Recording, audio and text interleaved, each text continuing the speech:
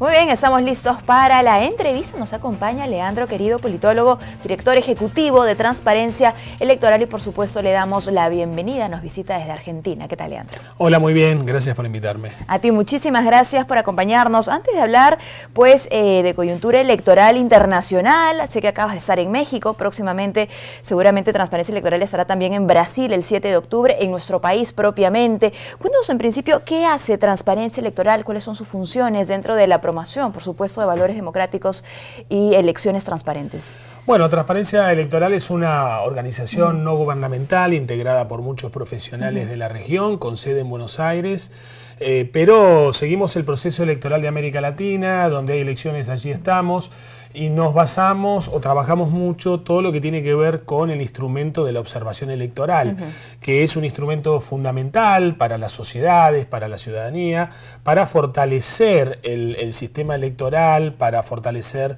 la institucionalidad democrática, ¿no? Por ejemplo, bueno, en todos los países donde nosotros hacemos observación electoral existe esta figura, ¿no? En algunos casos se le da más importancia, en otros menos importancia. En el caso del Perú, por ejemplo, se le da mucha importancia a la observación electoral nacional e internacional. Venimos de México, allí no existe la observación electoral, sino está la figura de visitante extranjero, en donde tenemos quizá algunas limitaciones a la hora de hacer nuestro trabajo, pero igualmente la autoridad electoral abre el proceso electoral para los extranjeros, para los especialistas, para las organizaciones de la sociedad civil, etcétera, etcétera, ¿no? Ahora, estas limitaciones que comentas vienen por el lado de cuánta información tienen ustedes para llevar a cabo sus informes, para hacer el seguimiento del debido proceso.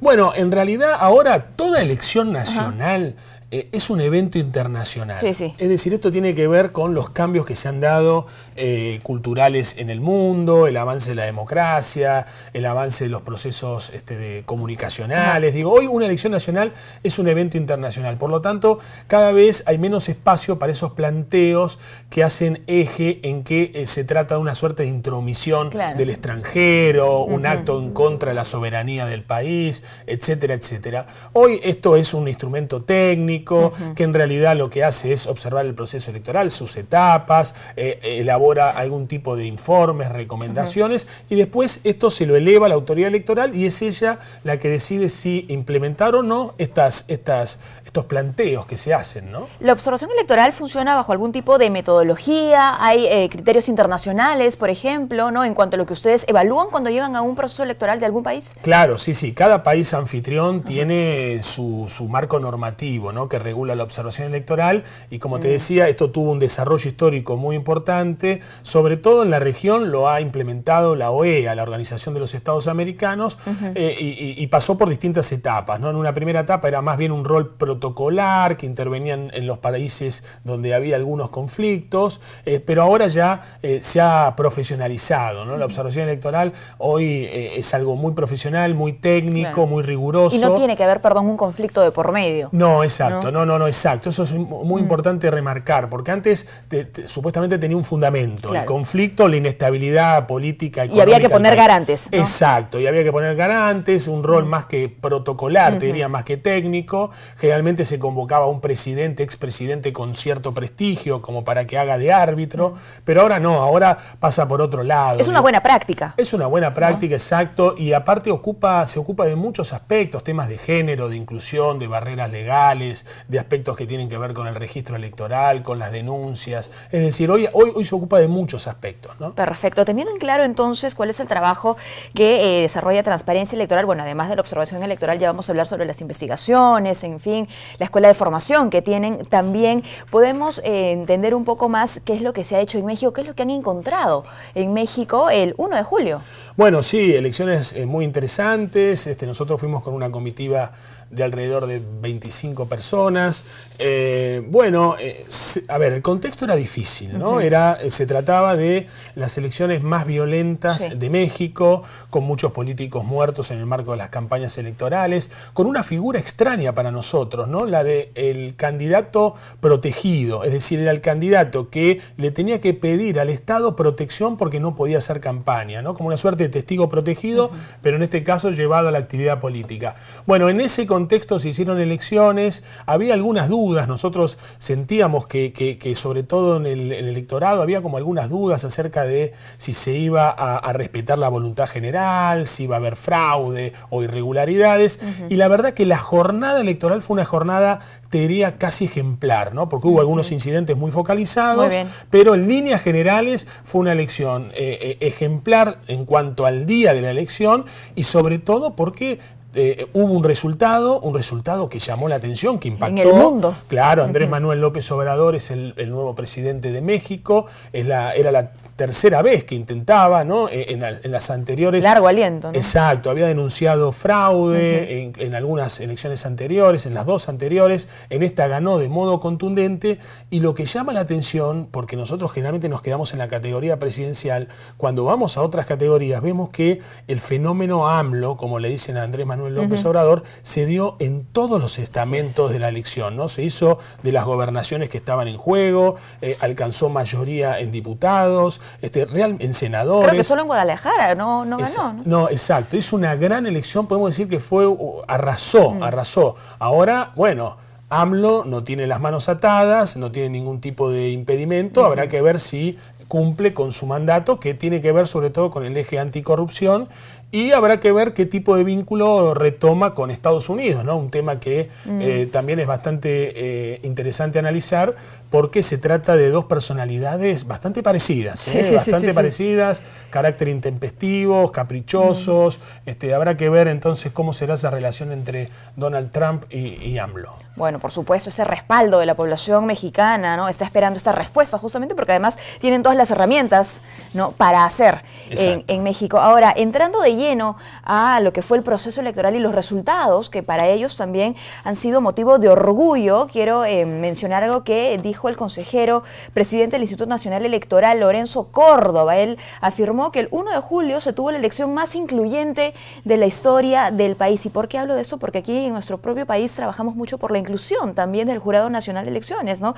Él habló en términos de paridad de género, ¿no? Los resultados, por ejemplo, que se han conseguido en la nueva legislatura federal, ¿no? Estamos hablando de 240 mujeres en la Cámara de Diputados, de un total de 500, y 63 senadoras de 128. Eso en principio si hablamos de participación femenina.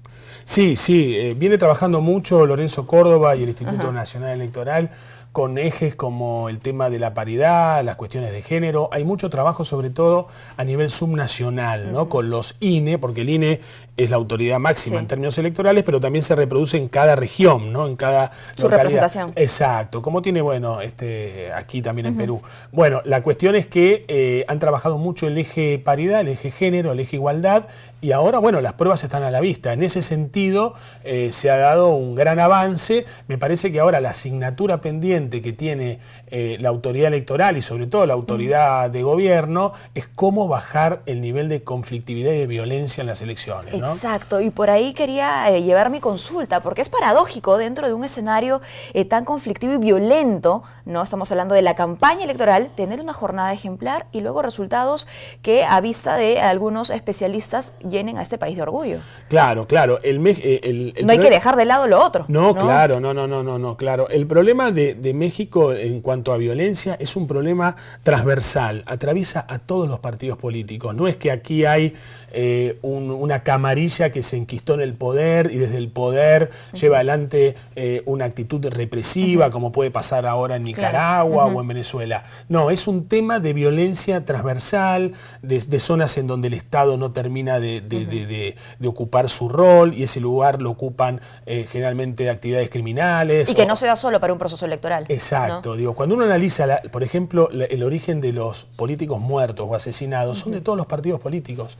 Son del PRI, del PRD, de Morena, del PAN. Por lo tanto, eso habla de una cuestión general, por lo tanto, debería ser abordada también de manera general en una mesa con todos los partidos políticos, gobierno y autoridad electoral, ver de qué manera se le pone freno a la violencia política en México. ¿La violencia política puede relacionarse directamente con la corrupción?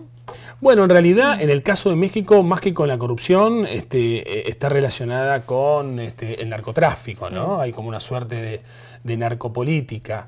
Y obviamente eso lleva también a un escenario de impunidad y de corrupción, pero el eje puntual tiene que ver con la narcopolítica, ¿no? Muy bien, ahora, para que nos alcance el tiempo, ojo, dejando un poco a México de lado, vayamos a Brasil, porque el 7 de octubre tienen elecciones, pues, y Lula da Silva insiste desde prisión en que va a ser candidato. Yo lo que te consulto es qué tipo de impacto generan estas declaraciones, esta postura, ¿no?, a meses de un proceso electoral. Bueno, la verdad es que es llamativo. Digo, hablábamos de México, hablamos de Brasil, que son las dos economías más importantes de América Latina, integran el G20, ¿no?, que es una plataforma de las economías más importantes del planeta. Y sin embargo, bueno, había incertidumbre con AMLO en México, tema resuelto, y ahora habrá que ver qué es lo que pasa. Claro, habrá que ver qué es lo que pasa en Brasil. Porque es verdad que Lula lidera las encuestas, no es el Lula del 2010, del 2008, ¿no? Él lidera las encuestas en un escenario de fragmentación política y de mucho cuestionamiento a la dirigencia política, y a él eso también le pesa, porque las encuestas lo tienen muy por debajo de su promedio histórico, claro, ¿no? Digo, es decir, a él también lo afectó. Que era un referente en ese momento, ¿no? Para América Latina. Exacto, en ese escenario de fragmentación, él está bien en las encuestas, lo que no quiere decir mucho. La verdad es que hoy Lula tiene una sentencia firme, un proceso bastante, bueno, un proceso que se llevó en varias instancias, hubo un proceso que se ajustó a derecho. Estamos hablando de casos que han sido evidentes, ¿no? Todo lo que tiene que ver con el Lavallato, Petrobras, Odebrecht, son casos que cualquier persona sabe que ocurrió, que existió, que se financió la política de un modo ilegal, no solo en Brasil, sino en toda la región. Por lo tanto, Lula y el PT no pueden hacerse los desatendidos, ¿no?, los distraídos. Es verdad, bueno, que él está preso, es una situación bastante complicada porque llena de tensión al sistema político, pero más allá de la situación de la libertad o no, se dio hace unos días una situación bastante llamativa, en donde casi lo liberan. Pero disputa entre jueces, ¿no? Disputa, exacto, judicial, el tema se aclaró, pero la cuestión política de fondo está resuelta. Lula no va a poder ser candidato, hay una ley que sancionó el propio gobierno del Partido de los Trabajadores, que tiene que ver con la ficha limpia. Ningún político puede ser candidato si tiene una sentencia firme en su contra. Lula la tiene. Por lo tanto, lo que tendrá que hacer el Partido de los Trabajadores es buscar un candidato en algún momento, un plan B, para capitalizar esa situación, de ese proceso de victimización, a ver si lo puede plasmar o trasladar a un candidato del PT. Habrá que ver, no es fácil porque en política los votos no se transfieren, claro. No digo, no es lo mismo, no es lo mismo, hay candidatos que por ejemplo, comparten el mismo target electoral, el mismo electorado, como Marina Silva, Ciro Gómez, digo, son candidatos que tienen perfiles similares, ¿no? Que exacto, podrían captar parte del voto de Lula. Entonces, bueno, habría que ver qué es lo que pasa. ¿Hay espacio para un outsider en Brasil? La verdad, a esta altura del partido, creo que difícil. Por lo tanto, estamos ante una situación de tensión no resuelta que hay que ver cómo continúa, ¿no? Claro que sí. Y yo te consultaba por el impacto que genera principalmente en el ciudadano, ¿no? Porque diferentes países de América Latina hacen esfuerzos también por formar al ciudadano, por educarlo electoralmente, porque se tenga respeto también frente a un proceso electoral y se guarden obviamente las garantías. Sí, sí, sí. Bueno, en Brasil hay mucha desafección política, ¿no? Hay mucho descontento. Claro, ¿cómo afecta? Fueron multitudinarias las movilizaciones cuando Lula estaba libre y pedían fin de la impunidad y pedían impeachment a Dilma, etcétera, etcétera. El apoyo a Lula en las calles ha sido relativo. Hay que ver si en el correr del tiempo, de aquí a la elección, ese proceso se puede llegar a masificar o no, con más gente en las calles. Hasta ahora la situación parece medianamente controlada, pero en términos generales hay una gran desafección política y un gran descontento con la dirigencia política del Brasil. En América Latina, si tuviésemos que hacer, no sé si un diagnóstico sobre los procesos electorales más recientes, ¿cuáles serían aquellos ajustes que tenemos pendientes para tener procesos electorales más ordenados, más transparentes? Bueno, uno de ellos tiene que ver con la financiación política, otro tiene que ver con la necesidad de hacer los debates obligatorios, o obligar a los candidatos a debatir. Perú en ese sentido tiene una tradición interesante, digo, viene desde hace un tiempo a la fecha fortaleciendo su sistema electoral. Esto es muy importante. Las autoridades electorales del Perú son autoridades legitimadas, llevan adelante un buen trabajo. Por lo tanto, me parece que eso es un baluarte del sistema político y electoral de Perú. No es el caso, lamentablemente, de otros países que están atravesando alguna crisis. Convengamos que aquí en Perú hubo una crisis política que se acomodó rápidamente. Ahora hay elecciones el 7 de octubre, elecciones regionales, municipales, que son muy importantes, tienen que ver con el control del territorio. Y me parece que, bueno, las autoridades electorales juegan otro partido importante. Y nosotros de Transparencia Electoral siempre tratando de colaborar con las organizaciones políticas para que puedan asumir algún compromiso con las buenas prácticas electorales y además puedan ellas controlar también los procesos electorales, mejorando sobre todo los procesos internos que tienen que ver con garantizar la participación de los afiliados y sobre todo con relación a sus personeros a la hora de fiscalizar las elecciones y demás. Muy bien, bueno, no quisiera despedirte, Leandro, sin antes mencionar y mostrarle a nuestros televidentes el libro que tenemos aquí sobre la mesa, Así se vota en Cuba. Cuéntanos, por favor. ¿Dónde lo muestro? Acá yo te lo muestro. Bueno, es un libro que, mira, generalmente desde la ciencia política nos ocupamos de las elecciones bajo regímenes competitivos, ¿no? Digo, Perú, Colombia, México, pero nunca le damos mucha importancia a las elecciones en regímenes totalitarios. Sin embargo, los regímenes totalitarios hacen elecciones y cumplen funciones. Y dejan elecciones. Exacto, y dejan elecciones. Por lo tanto, este es un análisis que justamente aborda el último proceso electoral que terminó con la consagración de Díaz-Canel como titular del Consejo de Estado con el apoyo de la totalidad de la Asamblea Nacional. Hablamos de las restricciones, hablamos del contexto represivo en el que se hacen las elecciones y aquí está, un trabajo muy documentado. Qué lindo. ¿Cómo tener acceso a la publicación? Bueno, se puede estar online, se lo puede bajar online, es un libro gratuito y vamos a donar uno después aquí en la Biblioteca del Jurado. Estupendo. Sobre todo ustedes tienen un museo de la democracia. Así es. Bueno, vamos a donar Electoral un libro, y de la democracia. Vamos a donar un libro para que lo tengan allí. Muchísimas gracias. A vos, un placer siempre conversar contigo. Hemos estado con Leandro Querido, politólogo y director ejecutivo de Transparencia Electoral. Hacemos una pausa, no se muevan, retornamos con mucho más aquí en JN Noticias.